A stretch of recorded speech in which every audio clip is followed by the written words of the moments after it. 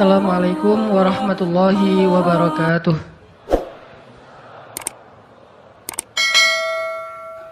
Alhamdulillahi alladzi hadana li hadza wa ma kunna linahtadiya laula an hadanallah.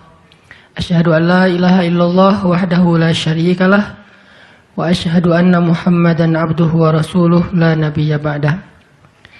Radina billahi rabba wa bi Muhammadin nabiyya wa bil islami dina. Teman-teman yang dirahmati Allah Subhanahu wa taala, kita malam ini bahas tentang keep happy. Gimana caranya biar kita selalu tenang menghadapi masalah, biar tenang ketika kita tahu nilai kita kayaknya anjlok, biar tenang pas kita tahu judul kita ditolak, lamaran juga sama di hari yang sama lah gitu. Pagi judul ditolak, malam lamaran ditolak. Selama Allah nggak nolak kita kan masih aman nih, karena apa yang di sisi Allah lebih baik. Gimana caranya kita biar nggak panikan ketika ada masalah? Walaupun sedih, itu fitrah manusia sedih. Cuman ada yang sedihnya wajar, ada yang sedihnya sampai berlarut-larut atau putus asa. Bentuk keputusasaannya macam-macam. Ada yang putus asa dengan bunuh diri, loncat dari jembatan, ternyata nggak meninggal, gagal bunuh diri gitu kan. Ada yang putus asanya dengan cara ngelakuin perbuatan dosa, kayak mencuri atau udahlah saya mah nggak mau peduli lagi dengan hal haram, yang penting saya ambil aja semua proyek gitu. Nah, ini putus asa. Ada yang putus asa dengan nggak mau lagi bertaubat. Dia ngerasa, aduh kayaknya saya nggak pernah nasuhan nih taubatnya. Taubat, ulangi lagi, taubat, ulangi lagi. Kenapa kita berputus asa minta ampun ke Allah, padahal Allah nggak pernah putus asa mengampuni kita? Kan aneh nih. Allah tuh nggak pernah putus asa mengampuni kita, nggak pernah bosan menerima taubat kita. Allah nggak pernah bilang, lo datang ntar pasti besok buat lagi. Enggak. Padahal Allah maha tahu kita mungkin besok masih ngelakuin dosa yang sama. Asal kita datang, Allah langsung terima. Seolah-olah Allah tuh kayak husnuzon banget sama kita. Walaupun pastinya Allah tahu tentang apa yang akan kita lakukan di masa yang akan datang. Ini artinya kenapa seseorang jadi putus asa, jadi berhenti untuk mencoba, jadi tidak lagi berharap apa-apa, jadi pesimis, jadi tidak survive dalam masalah, jadi penuh khawatir menghadapi hidup. Ada masalah dikit kayaknya udah kiamat dunia, padahal kuota habis doang nih. Langsung, aduh kuota habis jam 11 malam. Biasanya kan jam 11 itu jam chatting tuh sampai jam 1. Atau jam 11 malam kuota habis, padahal tadinya pengen ngebangunin dia. Iya dia gitu kan. Jam 2. Gampang, pakai aja kuota doa. Ya Allah bangunkanlah dia, tiba-tiba dia tetap bangun. Dia bangunin kita akhirnya. Ini bisa aja terjadi. Yang jelas, gimana sih cara biar kita keep happy, tetap bahagia walaupun gak bisa jalan-jalan jauh. Tadinya pengen jalan sama teman-teman, ternyata duitnya gak cukup. Kita lihat teman-teman kerjanya traveling aja. Ke Lombok, ke Batu Karas, kerjaannya keliling aja. Dan kita, aduh pengen juga ngeliat pantai misalnya, ke gunung, touring sama teman-teman. Ternyata, tapi saya gak punya motor, saya gak punya uang, saya gak punya waktu, dan seterusnya. Bisa nggak kita tetap bahagia seperti mereka, walaupun nggak ngerasain pengalaman-pengalaman asik seperti yang mereka rasain? Gimana caranya biar ketika kita sujud, itu sama nyamannya dengan ketika kita tidur di atas pangkuan istri? Belum ya? Nggak tahu sih rasanya. Pokoknya itu keren banget loh. Salah satu yang bikin saya kalau nggak bisa tidur itu, tipsnya adalah tidur di atas pangkuan istri, langsung tidur. Cuman masalahnya susah bangun. Nah ini nih, gimana caranya kalau kita sujud rasanya senyaman itu? Gimana caranya? Bukankah kita selama ini mungkin, kita atau saya lah, pas sujud pengen cepat bangun. Gimana caranya sujud nggak bangun-bangun? Pas kita sujud, aduh pengen lama gitu sujudnya teh, terutama kalau sholat sendiri. Kalau sholat jamaah memang nggak boleh. Kenapa? Karena hajat orang beda-beda. Nabi kalau sholat jamaah mah standar-standar aja. Tapi giliran sholat sendiri itu sampai orang kewalahan ngikutin Nabi. Dan itu bukan cuma Nabi, sahabat juga kayak gitu. Siti Aisyah, istri Nabi itu, Siti Aisyah itu pernah sholat duha kurang lebih 4 jam, itu cuma baca 1 ayat doang loh. Famannallahu alaina wa waqana adzabas samum. Dia baca sendiri, agak keras karena dia di dalam rumah sendiri. Lewat seorang sahabat lewatin rumah Aisyah mau ke pasar, mendengar oh Aisyah lagi sholat. Famannallahu alaina wa waqana adzabas samum. Nangis. Akhirnya sahabat ini pergi ke pasar. Dia belanja segala macam, balik lewat lagi rumah Aisyah. Setelah kurang lebih 2 jam, pas dia lewat lagi rumah Aisyah, dia masih mendengar Aisyah membaca kalimat Famannallahu alaina wa waqana adzabas samum. Nangis lagi. Jadi 1 rakaat dengan 1 ayat itu bisa 2 jam, 3 jam yang dilakukan oleh para sahabat. Kenapa kok betah banget? Sama kayak kita betah banget nonton film, dan betah banget dengerin musik kesukaan kita, diulang-ulang lagu yang sama kan ya. Mungkin 1 lagu itu durasinya sebutlah 2,5 menit, 2,5 menit. Tapi diulang-ulang bisa sampai setengah jam mendengar lagu yang sama. Bukan 1 album, 1 lagu. Kenapa kita betah? Nah gimana caranya kita juga dapat kebetahan kayak gitu ketika dengerin bacaan Al-Quran. Ketika kita membaca Al-Quran sendiri. Ketika kita sholat. Sampai ada istri Nabi sholat sambil ngikat badannya di dinding. Jadi dia bikin tali ke dinding gitu. Terus dia ikat badannya. Sehingga kalau dia udah gak kuat lagi, dia bersandar dengan ikatan tali di badannya. Saking lamanya berdiri sholat. Coba bayangin, berarti kan semalaman tuh. Kalau udah gak kuat, dia berdiri itu sambil badannya keikat di tali. Dan Nabi melihat itu menangis karena melihat kesungguh-sungguhan para sahabat dan sahabiat dalam beribadah kepada Allah. Dan itu bukan paksaan siapapun. Nabi gak pernah maksa kayak gitu. Mereka sendiri berinisiatif. Jadi tutorialnya dibikin sendiri gitu. Duh, saya sholat kalau malam-malam kayak gini jadi agak gak kuat, atau saya lagi sakit nih, lagi lemes nih, lagi kurang makan. Ya udah deh, agar tetap bisa berdiri, dia ikat tali, dia ikat ke badannya, terus berdirinya kayak orang-orang setengah sadar gitu. Nah ini menunjukkan ada kenikmatan yang luar biasa yang mereka dapetin ketika mereka dekat dengan Allah Subhanahu Wa Taala. Gimana sih caranya biar kita bisa kayak gitu? Gimana caranya kita entertain kita itu adalah zikrullah. Boleh-boleh aja kita entertainnya nonton film, dengerin musik-musik yang positif. Entertain kita mungkin chatting, entertain kita mungkin update status, entertain kita mungkin kepoin mantan misalnya. Boleh-boleh aja selama masih wajar. Tapi bisa nggak entertain kita yang lain itu zikrullah?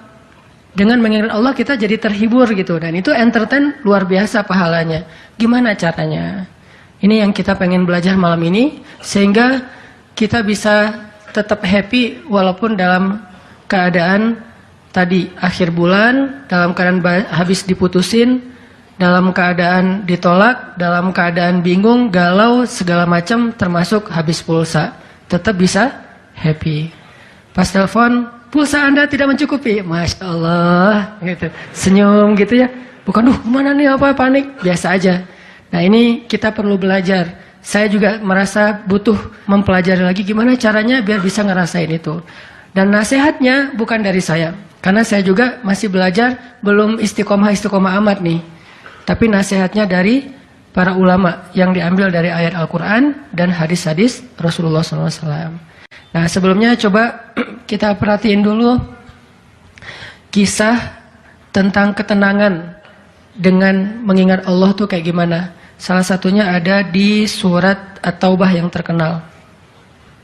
A'udzu billahi minasy syaithanir rajim. Illa tansuruhu faqad nasarahu Allah. إذ أخرجه الذين كفروا ثاني اثنين إذ هما في الغار إذ يقول لصاحبه لا تحزن إن الله معنا فأنزل الله سكينته عليه وأيده بجنود لم تروها وَجَعَلَ كَلِمَةَ الَّذِينَ كَفَرُوا السُّفْلَى وَكَلِمَةُ اللَّهِ هِيَ الْعُلْيَا وَاللَّهُ عَزِيزٌ حَكِيمٌ. Kalau kalian tidak menolongnya, maka sungguh Allah akan menolongnya. Seperti ketika orang-orang kafir mengeluarkan dia dari kota Mekah pada saat dia menjadi salah satu di antara dua orang yang berdiam di dalam gua, yaitu Gua Thur. Ketika ia berkata kepada sahabatnya, yaitu Abu Bakar, dia di sini siapa? Rasulullah SAW. Ketika dia berkata kepada sahabatnya, la tahzan, innallaha ma'ana. Janganlah kamu khawatir, bersedih, takut, itu sama. Sesungguhnya Allah bersama kita. Maka Allah Subhanahu wa taala menurunkan rasa ketenangan kepadanya dan menolongnya dengan tentara yang kalian tidak bisa melihat. Sehingga Allah menjadikan kalimat orang-orang kafir itu menjadi dikalahkan atau rendah, dan kalimat Allah adalah kalimat yang tinggi, dan Allah Maha Perkasa lagi Maha Bijaksana. Ini kan kata-kata yang paling populer ya, la tahzan innallaha ma'ana.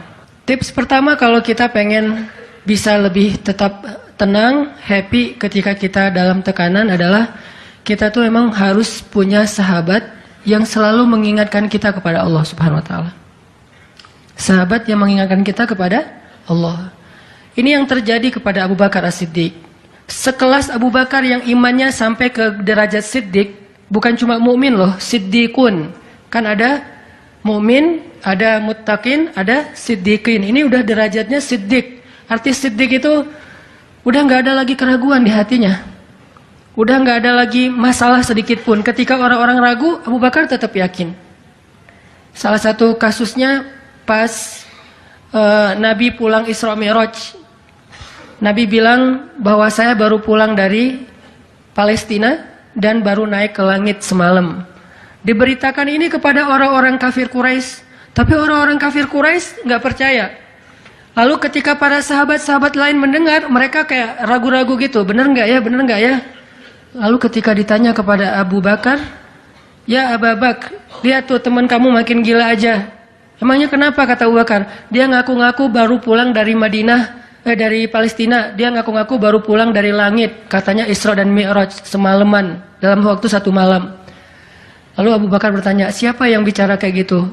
Dia atau kalian? Kata mereka, Muhammad yang ngomong kayak gitu langsung kepada kami. Kata Abu Bakar, kalau Muhammad yang ngomong kayak gitu, maka benar.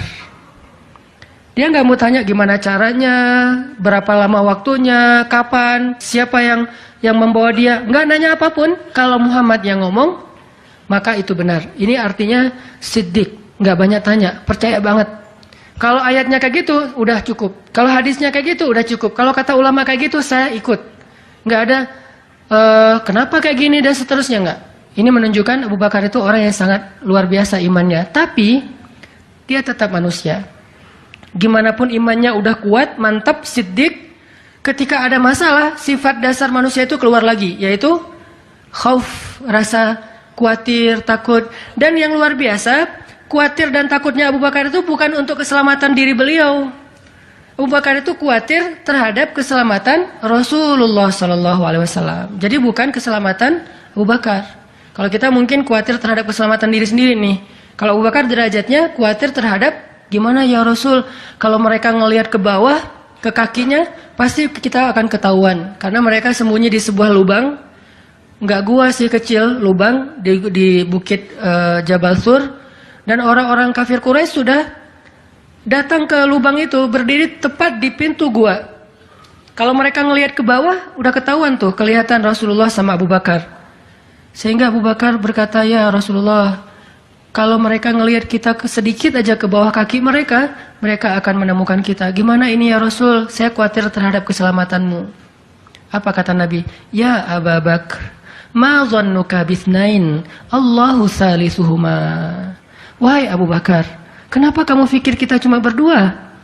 Allah yang ketiga di antara kita. Baru la tahzan, innallaha ma'ana. Jangan khawatir, Allah bersama kita. Kata-kata ini kalau diucapkan oleh orang solih, pada waktu yang tepat ketika kita ngalamin satu masalah besar, itu akan luar biasa memberikan efek ketenangan buat kita. Tapi waktu yang tepat. Kalau normal-normal aja kayaknya agak kurang ngaruh nih. Makanya kata-kata kayak gini itu timingnya tuh harus pas. Dan yang mengatakan orang yang memang punya aura kesolehan yang luar biasa. Sekelas Rasulullah kurang apa? Itulah sebabnya kenapa kita harus punya banyak. Atau setidaknya kita punya seorang sahabat, seorang teman yang solih, yang sering mengingatkan kita. Minimal istri. Kenapa? Karena kalau kita galau dalam urusan kerjaan, nanti pas kita pulang ke rumah, yang akan bilang la tahzan innallaha ma'ana adalah pasangan kita. Dengan nada yang lembut, dengan senyum yang khas, dengan dekapan yang mungkin penuh kasih sayang, itu benar-benar bisa bikin kita tenang. Gak tahu tenang karena kata-katanya atau dekapannya nih, enggak. Saya juga bingung. Dua-duanya kali ya. Dia bilang la tahzan ya azizi. Panggilan buat suami bahasa Arabnya yang lembut tuh azizi. Bukan al-aziz ya. Al-aziz mah nama orang. La tahzan ya azizi atau ya habibi atau ya albi. Albi itu artinya jantungku. Jangan dipakai deh, biar saya aja yang pakai itu. La tahzan. Jadi misalnya kayak suami galau tentang kerjaan. Mah, Papa lagi galau nih, kenapa Pak? Di kantor itu kemarin kita ada tawaran proyek, cuman proyeknya kayaknya cara untuk ngedapetin proyek itu, cara-caranya tuh agak-agak kurang baik gitu. Ada suap segala macam, tapi itu proyeknya untung besar loh Mah. Nah kalau kita nggak suap, kita nggak akan dapat proyek itu. Ini gimana nih Mah, diambil nggak? Kan galau nih, udah istikharah belum mantap nih hatinya. Istrinya yang bilang, Papa, Allah yang kasih kita rezeki. Kalau Papa ninggalin sesuatu karena Allah, Allah akan ganti dengan yang lebih baik. Pasti dari booster ya, Mah. Nyontek gitu ya. Nah, kalau dia ngomong kayak gitu kan jadi mantep nih. Kayak saya juga pernah ngerasain lagi kayak sedih gitu, lagi galau karena satu urusan. Istri mengatakan, udah serahin aja sama Allah. Kan jadi mantap kan hatinya. Hal-hal yang kayak gini nih. Kalau belum punya pasangan, temen. Sehingga Nabi mengatakan almar'u ala dini khalilih. Seseorang itu bergantung loh kepada tingkat kesolehan temannya. Kalau temannya soleh, insya Allah dia akan terjaga oleh teman itu ketika dinasihati, diingatkan. Saya aja ngerasa banget yang kayak gitu. Ada masa-masa ketika saya kayak futur. Futur itu teman-teman artinya lagi lemah imannya. Mungkin banyak lalai, banyak main, sedikit manfaat. Walaupun ada juga banyak main, banyak manfaat. Itu mah tagline entah siapa akunnya gitu. Lagi futur nih ya, lagi futur. Lemah, ngerasa bangun tahajud kayak susah gitu. Ke masjid males, zikir gak khusyuk, tilawah Al-Quran gampang ngantuk. Jalan sama seorang teman saya yang dia bukan ustadz sama sekali. Bahkan dia ngakunya belajar ke saya. Gak tahu benar apa enggak. Yang sejatinya mungkin saya belajar ke dia. Lagi jalan, setelin tilawah Al-Quran. Yang baca saya lagi tuh. CD tilawah Al-Quran saya. Saya kan gak pernah mendengar CD sendiri. Pas diputarin itu siapa? Lah itu Ustadz. Oh ya. Baca surat Al-Mulk. Tabarakalladzi biyadihil mulku wa huwa ala kulli syai'in qadir. Pas sampai di ayat-ayat tentang jahanam, tentang neraka, tentang apa? Walaqad zayyana sama ad-dunya bimasabih dan seterusnya, dia nangis.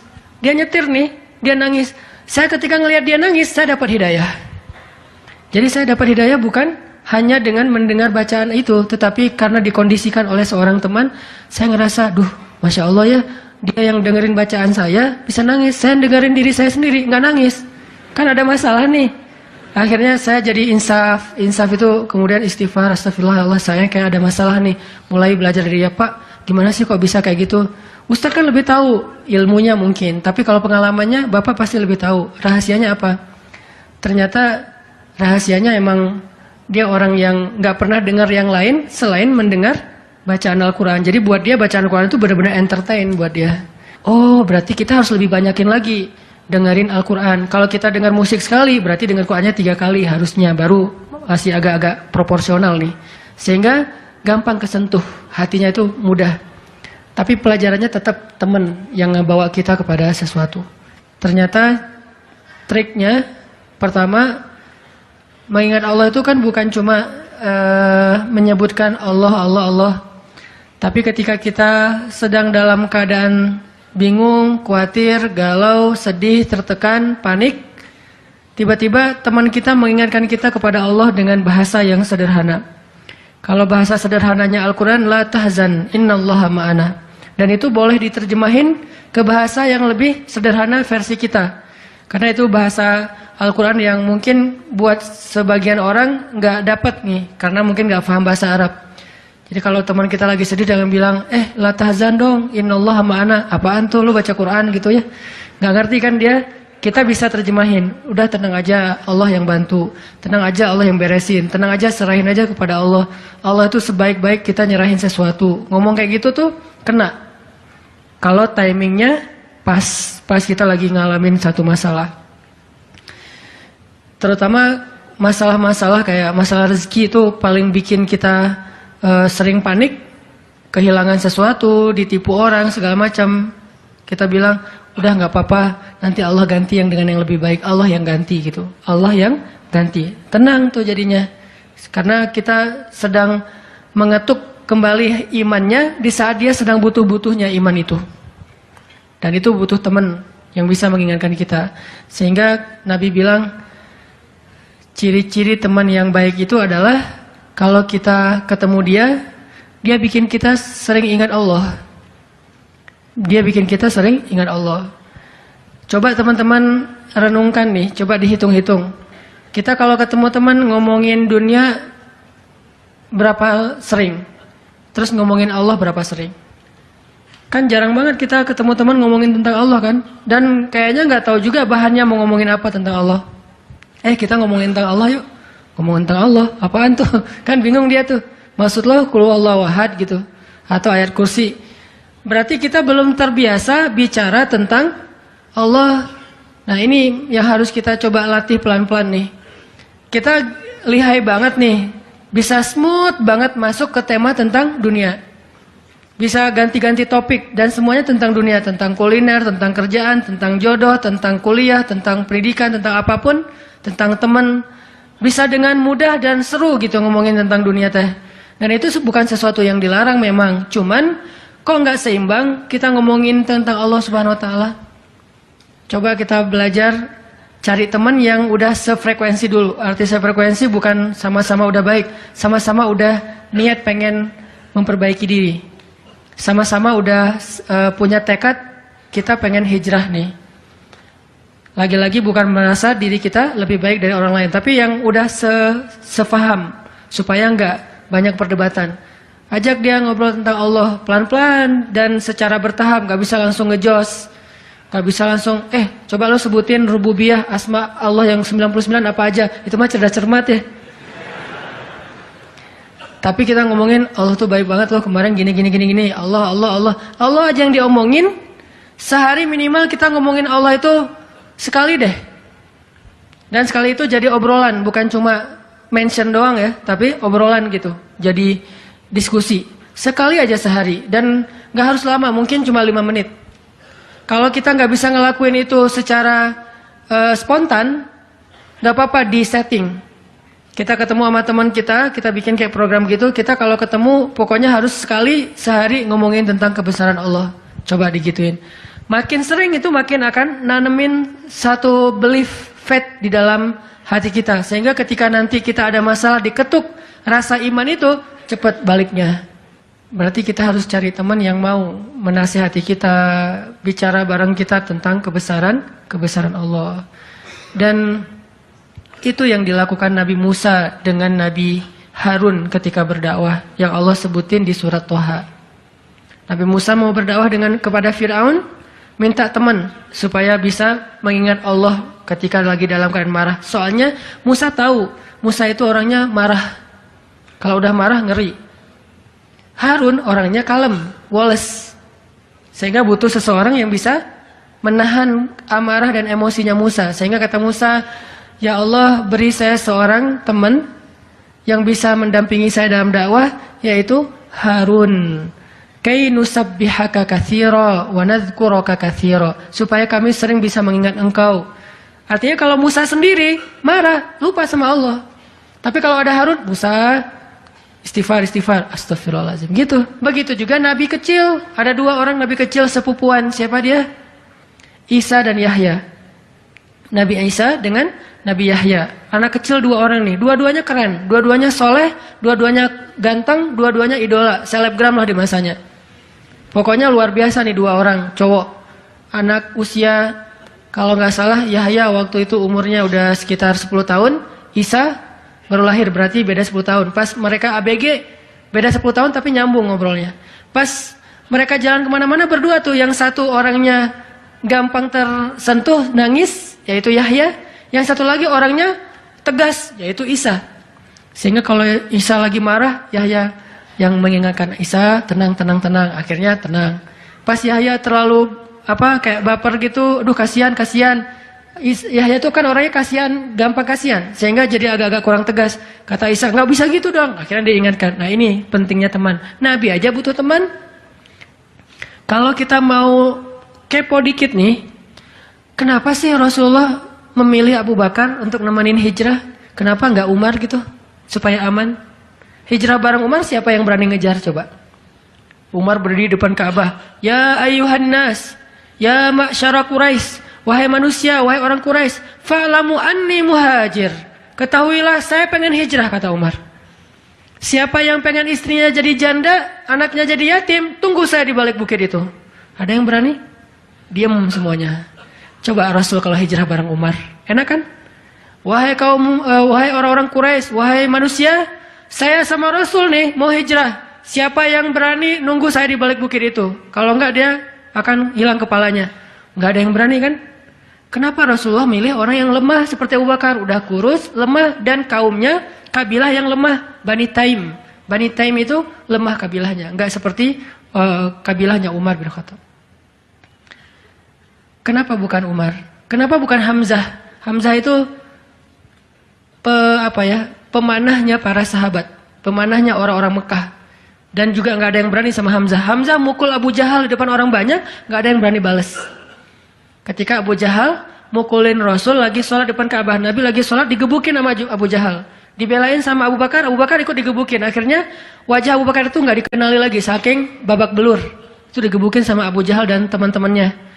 Ketika Hamzah dengar berita itu, langsung Hamzah pergi ke tempat orang-orang ngumpul, dicari mana Abu Jahal, dipukulin sama Hamzah sekuat-kuatnya sampai berdarah-darah Abu Jahal, tapi orang Quraisy nggak ada yang berani balas. Saking terpandangnya Hamzah. Kenapa nggak dengan Hamzah, pamannya sendiri? Atau kenapa nggak dengan Utsman gitu, yang kaya raya, yang bisa memberikan fasilitas VIP untuk Rasulullah, naik mobilnya Alphard gitu, nyaman hijrah. Kenapa Abu Bakar yang udah jatuh miskin, fisiknya lemah, kabilahnya tidak dipandang? Kenapa? Karena Abu Bakar itu yang paling solih di antara semua sahabat. Jadi pilihannya kesolihan, bukan kekuatan fisik. Kenapa? Kesolihan itu bisa menutupi kekuatan fisik yang kurang. Kenapa? Allah yang maha kuat. Kesolihan bisa menutupi kurangnya harta, Allah yang maha kaya. Kesolihan bisa menutupi kekurangan dari dukungan kabilah. Allah lebih banyak lagi dukungan dari langit dan bumi. Yang dicari oleh Rasulullah itu adalah teman yang soleh. Ya Abu Bakar, temani saya hijrah. Siap ya Rasulullah. Hasilnya apa? Dikejar-kejar sama orang Quraisy karena mereka nggak takut dengan Abu Bakar. Tapi ketika mereka mau ketemu dengan Rasulullah dan Abu Bakar di dalam gua, Allah palingkan wajah mereka dari melihat ke bawah kaki mereka. Allah punya banyak cara. Ada ulama yang bilang bukan cuma dipalingkan, tapi tiba-tiba merpati bikin sarang di situ laba-laba. Walaupun ada perdebatan di antara ulama ini hadisnya sahih atau enggak. Yang jelas, yang pasti nih Allah melindungi mereka dengan banyak cara sehingga nggak bisa ditangkap. Allah yang bertindak. Jadi butuh teman yang soleh. Walaupun nanti kenyataannya teman yang soleh ini malah ditenangkan oleh Rasulullah, bukan Rasulullah ditenangkan oleh dia gitu. Kan nyari teman yang soleh biar bisa menenangkan nih. Ternyata pas ada masalah, Rasul gimana? La tahzan, innallaha ma'ana, tenang, udah beres. Bisa nggak kita coba latihan ini? Kalau kita berteman dengan seseorang, niat kita pengen saling mengingatkan. Wa tawasau bil haq, yaitu mengingatkan tentang Allah. Wa tawasau bis shab. Itu kayak gitu tuh ayatnya. Pertama hak dulu, kedua sabar. Kalau nasihatnya udah benar, insya Allah sabar. Jadi kalau kita pengen menasihati teman kita atau dinasihati oleh teman kita supaya lebih kuat, bisa tough, bisa survive dalam masalah, minta dia menasihati kita al-haq. Dan siapa al-haq? Allah Subhanahu wa taala. Wa tawassaw bil haq artinya saling menasihati dengan nama Allah. Udah serahin aja sama Allah. Allah itu maha ini sebutin dengan bahasa sederhana. Langsung sabar jadinya. Langsung lebih kuat, lebih tenang. Itu yang pertama teman-teman. Kita sering berteman dengan orang yang insya Allah dia yakin sama Allah lebih kuat daripada kita. Imannya lebih mantap daripada kita. Yang kedua, gimana caranya biar kalau kita menyebut nama Allah, kalau kita sholat, kalau kita berzikir itu jadi lebih tenang gitu, lebih happy. Karena sebetulnya orang mukmin itu bahagianya itu ada di dalam hati. Kalau bahasa Ibnu Taimiyah, surgaku itu di sini. Surga orang mukmin itu di hati. Surga kita itu bukan rumah, surga kita itu bukan mobil, surga kita itu bukan pekerjaan, surga kita itu bukan tempat jalan-jalan, tapi semua itu kebaikan, kesenangan. Cuman surga kita ada di sini. Dan ini kita bawa kemana-mana. Jadi nggak susah menemukan surga teh. Aduh, bete nih kenapa nggak bisa jalan? Bete nih kenapa nggak bisa nonton? Bete nih kenapa nggak bisa nyaman di rumah? Bete nih kenapa? Gampang bete karena surga kita bertempat di sesuatu tempat yang sulit untuk kita jangkau. Harusnya itu jadi hiburan buat kita, bukan surga. Sedangkan surga memang adanya di hati. Ada masalah, Allah lebih kuasa, makhluk tidak kuasa. Ada masalah, kita bilang Allah maha besar, masalah saya kecil dibandingkan Allah. Kalau dibandingkan kita, mungkin kita lebih kecil daripada masalah. Tapi dibandingkan Allah kita, Allah lebih besar. Allahu Akbar. Kita belajar Allah yang maha memelihara. Kita kan dipelihara Allah, terus ngapain kita khawatir? Kalau gitu nggak usah ikhtiar, Ustaz. Ikhtiar, tapi jangan libatkan hati. Ikhtiar itu pakai tangan, pakai kaki, pakai tenaga fisik. Hati nggak perlu berikhtiar. Hati itu bertawakal. Fisik kita berikhtiar, hati kita bertawakal. Jangan sampai hati kita ikut ikhtiar, ini bahaya nih. Kalau hati kita ikut ikhtiar, berarti kita lebih percaya kepada makhluk daripada Allah. Nanti akan mentok, kalau udah mentok putus asa, itu penyebabnya. Gara-gara hatinya baper dengan ikhtiar. Ketika jalan-jalan ikhtiar itu tertutup, hati kita jadi give up. Nyerah aja deh. Sedangkan kalau hati kita nggak ikhtiar, dia cuma tawakal. Jalan tertutup, dia masih bilang, Allah maha kuasa. Ala kulli syai'in qadir. Segala sesuatu Allah maha bisa. Nggak mungkin nggak bisa. Tetap. Makanya jangan ikhtiar pakai hati. Ikhtiar pakai tenaga. Hati tawakal babnya. Sehingga tawakal itu amal hati. Ikhtiar itu amal fisik. Kan dalam Islam itu ada amal batin, ada amal zahir ya. Amal batin, hati. Amal zahir, fisik kita. Ikhtiar, amal zahir. Jangan dicampur dengan amal batin. Coba teman-teman buka deh surat Hud. Surat 11. Kalau ragu tentang rezeki baca nih ayat nih. Surat 11, surat Hud ayat 6. Wa ma min dabbatin fil ardi illa 'ala Allahi rizquha wa ya'lamu mustaqarraha wa mustawda'aha kullun fi kitabim mubin. Tidak ada satu hewan melata pun di muka bumi kecuali Allah menjamin rizkinya. Ini amalan hati nih. Ini ayat untuk menguatkan hati kita, bukan menguatkan fisik. Tapi biasanya hati kalau udah kuat, fisik ke bawah. Kan kata Nabi kalau hatinya baik, yang lain ikut baik. Kalau hatinya buruk, yang lain ikut buruk. Jadi kalau hatinya udah give up, pasti fisiknya jadi lemah. Kalau hatinya tough dan masih punya belief ke Allah, masih punya harapan, maka fisiknya juga akan kuat. Wa ma min dabbatin fil ardi illa 'ala Allahi rizquha wa ya'lamu mustaqarraha wa mustawda'aha. Allah tahu di mana rezeki kita disimpan. Allah tahu kemana kita akan membelanjakan rezeki itu. Semuanya tertulis di dalam kitab yang jelas. Allah yang tahu. Allah yang menjamin. Nggak ada yang nggak dijamin rezekinya. Makanya saya pernah cerita tuh dulu di mall sebelah. Saya sama istri habis kajian di sini atau sebelum kajian di sini sebelum maghrib sempat mau belanja dulu, belanja di supermarketnya di bawah, lantai bawah. Dari lobi kita mau ke bawah itu cari eskalator kan ya, belok kanan cari eskalator, ternyata salah ngambil jalan. Kita habis belok kanan langsung belok kiri, harusnya kalau belok kanan lagi sekali lagi langsung eskalator turun tuh. Pas karena kita belok kiri akhirnya kita muter. Gara-gara muter, ngelewatlah sebuah stand baju kaos yang lagi diskon. Wih, diskon 50%. Akhirnya saya sama istri masuk. Ternyata lucu-lucu juga buat anak gitu. Alhamdulillah akhirnya kita beli 2 helai. Baru setelah itu kita jalan lagi, cuma beberapa meter, masuk eskalator turun. Siapa yang telah menggerakkan kaki saya sampai salah jalan? Sehingga saya harus muter. Dan akhirnya masuk ke stand itu. Alallahi rizquha. Allah yang menjamin rezeki. Kayak gitu cara Allah menskenariokan. Kalau saya ngambil jalan kanan, mungkin saya nggak akan masuk ke toko itu. Berhubung saya ngambil jalan kiri, akhirnya muter, masuklah ke toko itu. Allah punya banyak cara.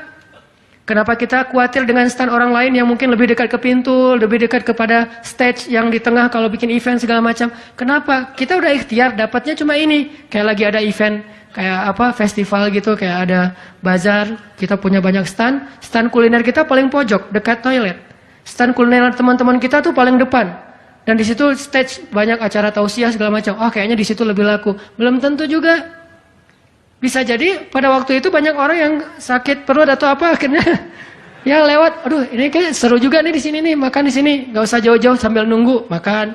Allah yang punya cara. Saya kan pernah cerita kesasar sampai ke Cirebon. Kenapa kesasar? Ada suatu hari Minggu, kayak lagu. Ada satu hari Minggu nih, bingung kita pengen keluar sama keluarga, sama anak-anak. Kita keluar yuk, saya bilang ke anak-anak. Hayu, kata anak-anak. Kemana? Ke Kota Baru aja. Di situ kan ada jam matahari tuh.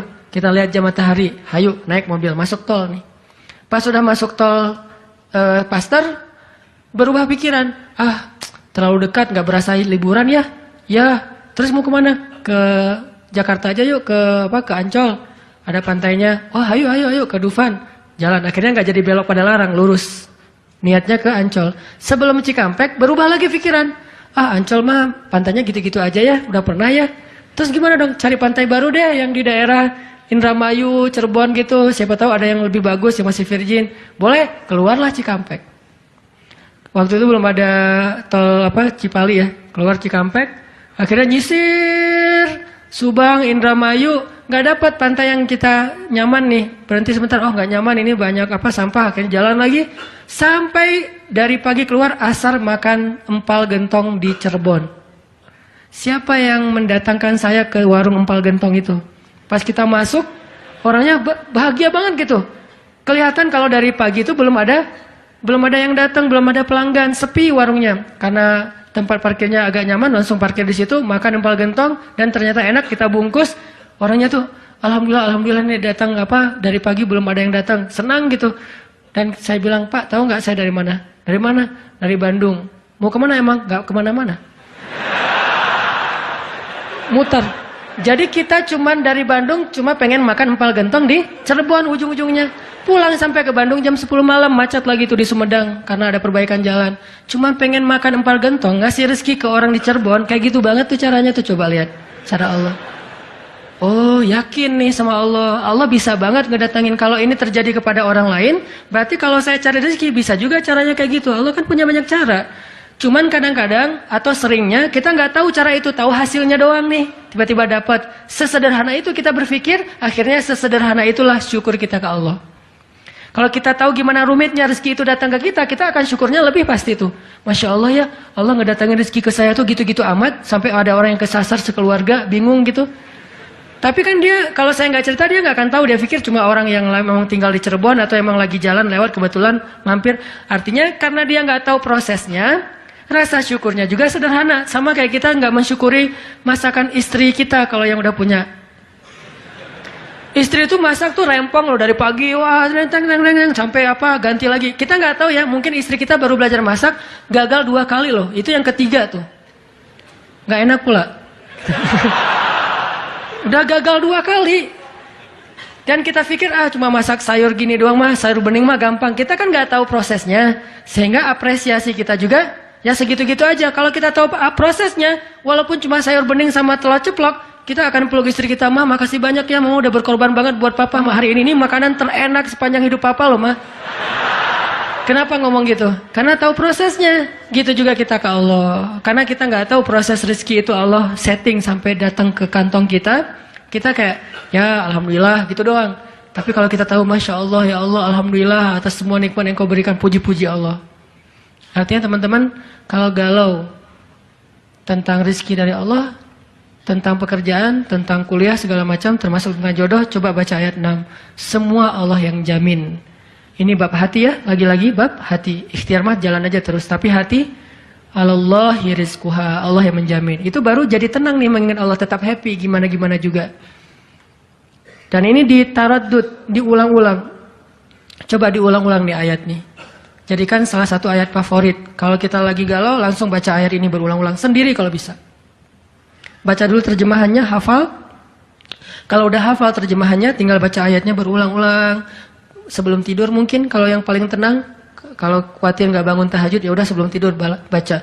Wa ma min dabbatin fil ardi illa 'alallahi rizquha. Diulang. Itu beda banget loh rasanya. Belajar untuk mentafakuri kebesaran Allah, sehingga kalau kita nanti ada masalah mengingat Allah lebih mantap. Jadi dua ya, satu teman, kedua sering-sering tafakur. Wa yatafakkaruna fi khalqis samawati wal ard. Tafakkur. Dan sebetulnya teman-teman ya, kalau kita mau lebih persis nih, sholat duha itu ya, emang sholat tafakur sebetulnya. Dulu para sahabat atau para anbiya, sholat duha itu di tempat terbuka.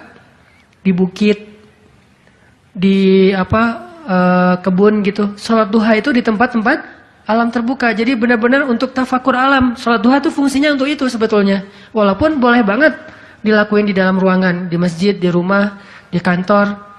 Boleh banget di kampus. Tapi kalau kita ada kesempatan sesekali, coba deh. Sengaja ngapain touring ke atas misalnya, ke Lembang, pengen duha. Dan duduk sendiri, jangan berjamaah. Bukan gak boleh, boleh aja sholat sunnah berjamaah. Cuman kali ini kita pengen menyendiri aja berdoa sama Allah. Duduk.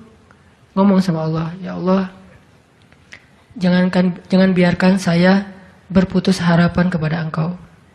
Jangan biarkan saya berputus asa dari rahmat-Mu. Bimbing hati saya, ya Allah, tolong saya dalam masalah ini. Engkau Maha Kuasa. Siapa lagi yang bisa nolong saya selain Engkau? Ngomong kayak gitu sama Allah, yang romantis, yang akrab gitu. Jangan sampai kita ngomong ke Allah tuh kayak orang gak kenal. Cuman copy paste, Rabbana atina fid dunya hasanah fil akhirati hasanah wa qina azabannar. Amin. Udah kayak nggak kenal gitu. Ngomong sama Allah itu akrab, ngomong ya Allah, gimana nih? Saya ada masalah kayak gini, curhat sama Allah. Itu beda loh. Kalau itu kita coba praktekin, saya yakin asal sesuai dengan cara-cara tadi itu sendiri, alam terbuka, curhat sama Allah, ingat kebesaran-kebesaran Allah, insyaallah bizikrillah tatmainnul qulub, tenang banget tuh hati. Saya kadang-kadang mempraktekkan itu walaupun nggak di alam terbuka banget, tapi minimal mencoba untuk menyendiri gitu.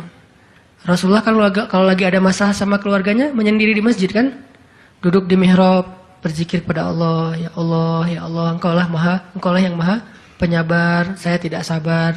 Terus curhat sama Allah, kayak anak pulang curhat sama ibu, gimana rasanya? Kan tenang kan? Kayak kita curhat sama teman pasti beda. Cuma emang yang paling indah curhat sama ibu atau sama ibunya anak-anak. Itu beda banget tuh. Nah harusnya kita curhatnya ke Allah kayak gitu tuh. Tapi jangan bilang mah, tapi angkat tangan salah. Bukan mah, ya Allah gitu. Allah dipanggil mah, jangan. Karena terlalu menjiwai pengen punya ya. Ustadanan mah ngebully wae. Tapi benar loh teman-teman. Saya tuh membuktikan kata Allah setengah agama itu benar. Agama itu rasanya hati kita itu kayak belum sempurna sebelum ada Dia. Jadi gimana pun solehnya tuh kayak ada yang kurang gitu. Apa ya yang kurangnya di hati saya ya? Apa ya? Ternyata namanya belum tertulis, nggak jelas juga namanya siapa gitu. Kalau udah ada itu beda banget. Curhat, ngobrol, jalan, dan kalau dia orangnya soleh pas lagi galau dia yang langsung mengingatkan kita. Kalau perlu dia yang membangunkan kita. Tahajud berdua yuk. Hayu, tahajud berdua. Jangan panjang-panjang ya baca ayatnya. Ya siaplah. Kalau dia request kan siap ya. Bacanya jangan panjang-panjang. Kalau teman-teman yang request, kalian mah juga baju hijrah aja udah kayak gitu. Lihat nih gua nih salat tahajud nih 15 juz. Luar biasa ya. Kalau istri biasanya lebih kasih sayang. Kasihan nih istri saya seharian capek nungguin sambil tidur-tiduran gitu. Nonton TV gitu, capek dia, kasihan seharian nonton TV teh. Itu teman-teman, mudah-mudahan kita bisa ngambil 2 trik tadi cara biar lebih tenang, happy kalau mengingat Allah. Satu, memang butuh teman yang mengingatkan kita, bukan kita ingat sendiri. Yang kedua, banyak-banyak membaca, mentafakuri, mikirin tentang Allah itu emang maha kuasa. Salah satu materinya surat Hud ayat 6 tadi tuh. Makin kita yakin sama Allah, begitu kita ingat Allah, itu makin lebih ngaruh ke hati kita. Tapi kalau kita nyebut nama Allah nggak yakin, cuma insya Allah, ya Allah, subhanallah, masya Allah, nggak ngaruh, cuman zikir doang.